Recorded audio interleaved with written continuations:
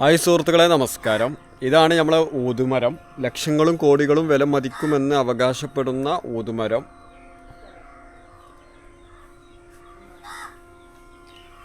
ഇതിൻ്റെ പ്രത്യേകത എന്താ വെച്ചാൽ, ഇതിപ്പോൾ നമ്മളെ വീട്ടിലിപ്പോൾ ഏകദേശം ഒരു 5 വർഷം പ്രായമായൊരു മരമാണ്. ഇതിനൊരു 4 വർഷം കൂടി ഇത് വെയിറ്റ് ചെയ്യണം.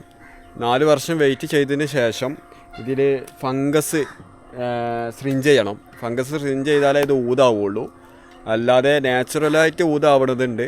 ഫംഗസ് സ്രിഞ്ച് ചെയ്യണത് ഓരോ ഓളുകളും കുത്തിയിട്ട് ഫംഗസ് എന്ന കെമിക്കൽ ഇതിലോട്ട് സ്രിഞ്ച് ചെയ്ത് 2 വർഷം വെയിറ്റിംഗ് പീരീഡ് ഇട്ടതിന് ശേഷം മാത്രമേ ഇത് മുറിക്കാൻ പറ്റുള്ളൂ. അപ്പോൾ തന്നെ ഈ മരം ഉണങ്ങിപ്പോവും. ആ ഉണങ്ങണതിന് മുമ്പ് ഇത് മുറിച്ചിട്ട് ഇതിൻ്റെ കാതിലെടുത്ത് വാറ്റിയെടുക്കുന്ന ഓയിലാണ് നമ്മളുടെ ഊത് ആയി മാറുന്നത്, അത്തറായി മാറുന്നത്. രണ്ടാമത്തത്, ഇത് നാച്ചുറലായിട്ട് വരുന്ന ഊതാണ്. ഈ നാച്ചുറലായിട്ട് വരുന്ന ഊത് 100 മരം ഉണ്ടെങ്കിൽ 1 മരം മാത്രമേ കിട്ടുകയുള്ളൂ. അപ്പോൾ അത് കിട്ടണമെങ്കിൽ ഇതിന് ഒരു ജന്തുണ്ട്. ഈ ജന്തു ഇതിൽ ഓള് കുത്തി അതിൽ മുട്ടയിട്ട് അതിൻ്റെ വിസർജനമൊക്കെ വെച്ച് ആയി വരുമ്പോഴാണ് അത് നാച്ചുറലായിട്ടുള്ള ഊത് വരുള്ളൂ.